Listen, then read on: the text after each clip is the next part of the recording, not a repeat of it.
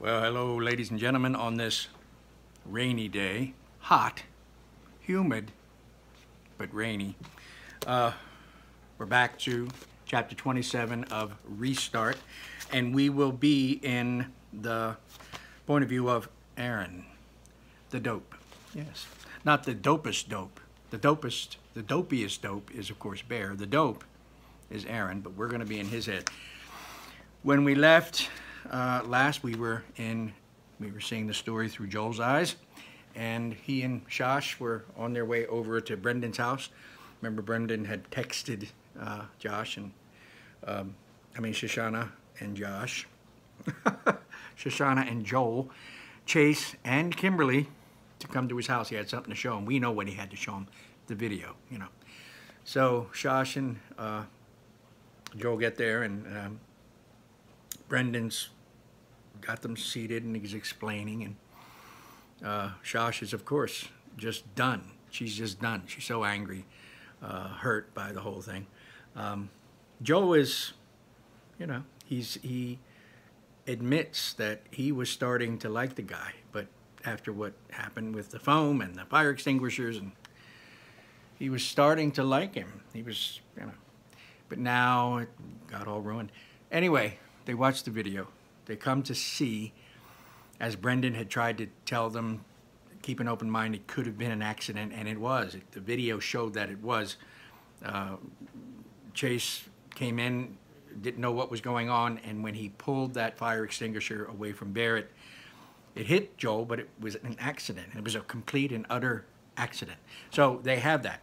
The only thing they have, and rightfully so, to be upset with him about, is the fact that he lied and said that he went along with, Chase went along with Aaron and Bear, saying there was a fire, that the video club had started a fire because of all the things they plugged in, which of course was a lie, but the video showed that too. It showed that that was a lie. But it also shows that Chase was innocent of really being the bully jerk that he was. But Chase was also supposed to be at this meeting and never showed up, but we know why. He found Mr. Slovin's Medal of Honor. He found where he had stashed it. He already knows, we already know that he did it. He's the one who stole it and stashed it. Found it up on the most treacherous part of the roof, and that he was up there hiding it, and that's how he fell. That all came back to him, so he's on his way. He's over at, he's over there with Mr. Slovin, and we're going to find out, but not now, because this chapter, chapter 27, is Aaron. So we're going to do that. So chapter 27, and I'm so glad again you're back. Young man, we've been waiting nearly half an hour, the Dumbledora tells me. You promised to set up the card table for us. We'll get to it, I tell her. We're busy. This old bat has a voice like screeching gears on a truck with a bad transmission. You don't look very busy to me. You're just standing around the snack cart eating the cookies you're supposed to be passing out. That's what the lady says to him. Good job, lady. Which is a big job. Bear pretends to be outraged. You expect us to do it on an empty stomach? Chill out, I advise Dumbledora. 5 more minutes. It goes without saying that community service at the Greybeard Motel is about as much fun as sticking your hand in a garbage disposal. The one good thing is that you get to mess with the residents. She's been bugging us half the morning to set up that extra card table in the rec room so she and 3 other blue hairs can play bridge. We've been having a few laughs, seeing how long we can blow her off. 5 minutes, try 5 hours, maybe 5 days. If she doesn't like it, let her set up her own card table. She's built like a sumo wrestler. Aaron's a jerk. In frustration, she retreats into the rec room, and Bear and I crack up. Oh well, we'll do it for her eventually, you know, right before her head explodes. That's the art of it. Picking the moment to give in just when she's about to report us to the nurses. We help ourselves to more cookies, but Bear tries to hog the last chocolate one, and we end up down on the floor fighting for it and laughing like crazy. The cookie's crushed before either of us can eat it. Now, they're at the Greybeard Motel. They're there. Who's heading over there? Chase. What does Chase have? The Medal of Honor. Where's he doing with it? He's going to take it back to Mr. Sloven. I told you, stories often move in a predictable manner. The good books, anyway. Just when you think it's an easy breezy lemon squeezy, it ends up something happening. So I think something's going to throw the kibosh in here, and I think it's Aaron and Bear, but we'll see.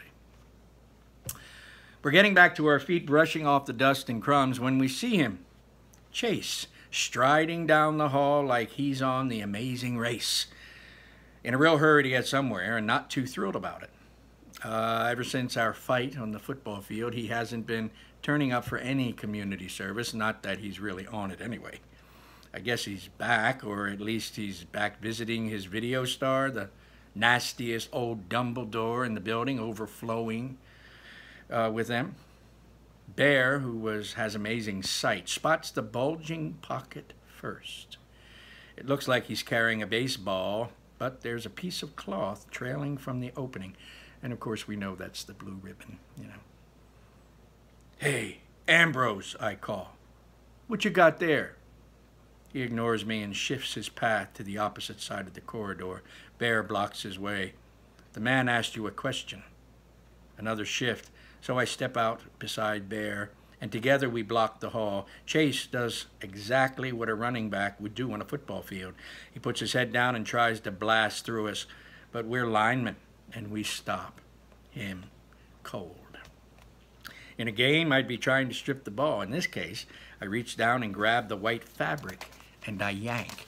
Well, it wasn't the white fabric. That's right, he wrapped it in a towel, didn't he? A dish towel opens up in my hand, and something flies out of it and hits the terrazzo floor with a clink, star-shaped blue ribbon, the geezer's medal. Chase falls on it like he's recovering a fumble. Bear and I go down on top of him. 2/3 of that is ours, I snarl. "It belongs to Mr. Solway." "He doesn't care," Bear grunts. "He barely remembers even that he had it." "Get off." Somehow he heaves us both clear and scrambles to his feet, clutching the medal in his hand. "You're not going to win this, man," I tell him. I tell him. I'm sorry, that's Aaron. Aaron's saying that. "You're not going to win this, man," I tell him. "It's not even unfriendly. I'm giving him some valuable information here. We're taking that medal no matter what we have to do to you." He hesitates, considering his options. During the pause, Dumbledore comes back into the hall. "What's going on out here? It's more than 5 minutes. We need our table set up now." "Oh, I'll do it," offers Chase, grabbing the opportunity to get away from us. The medal concealed in his fist, he escorts Dumbledore into the rec room. Bear starts to follow them, but I hold him back. "Too many witnesses, man. Be patient. He can't stay in there forever." We watch like hawks from the doorway, figuring he might try to stash the medal and come back for it later when we're not around. It's in his right hand. He never opens those fingers while he's setting up the folding table and chairs. He keeps one eye on us. I favor him with a grin that says, "We're going to get you. If we have to stand here all night, we're going to get you." "He's toast," Bear whispers triumphantly. "The only way out of the room is through us." The Dumbledores in the rec room are fawning over Ambrose like he's just saved the world from Lex Luthor or something. They love him as much as they hate us. It's enough to make you barf. He even takes a small potted plant from the TV cabinet and sets it on the table to be a nice little centerpiece. The blue hairs are practically wiggling with joy.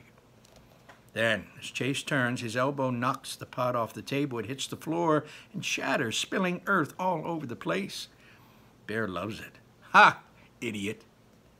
Ambrose rushes to the corner where a vacuum cleaner stands on the wall. He plugs it in and starts to clean up the mess, and we almost miss it. As he runs the vacuum back and forth over the dirt, he opens his hand and drops the medal into the unit's path. And in a heartbeat, it sucks it up and gone. He glances over his shoulder to see if we noticed. I pretend we didn't, but Bear's face is bright red, which is a dead giveaway. Chase is vacuuming toward us now, speeding up, breaking into a run. The plug pops out of the wall. The vacuum falls silent. He keeps moving, though, charging at us. Bear and I block the doorway and brace ourselves to deck him in. Just before impact, he lifts the vacuum cleaner like a battering ram and slams into us. We've both knocked back onto our butts, choking in a cloud of dust that the collision forces out of the filtered bag. By the time our vision clears and we struggle back up again, Ambrose is almost out of sight down the hall, still cradling the vacuum cleaner. We stare at each other, and the minute we get our breath back, we chorus, "Get him!" We take off after our star running back. We've never been able to outpace him, but this time he's carrying a vacuum cleaner and not a football. That's bound to slow him down. All right, so that is the end of chapter 27. And, you know, I'd like to, as a teacher, I would like to sit Aaron down and explain to him that he needs help. And Bear, maybe he's beyond help, but he needs help too. Chase, don't know what's happening. Hopefully Mr. Slovin's room is down there. Hopefully he gets into Mr. Slovin's room.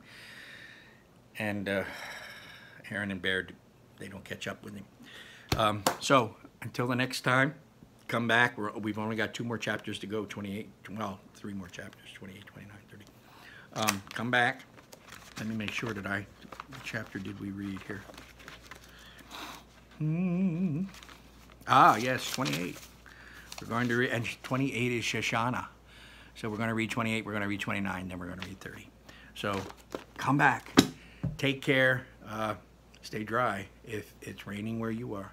Bye-bye.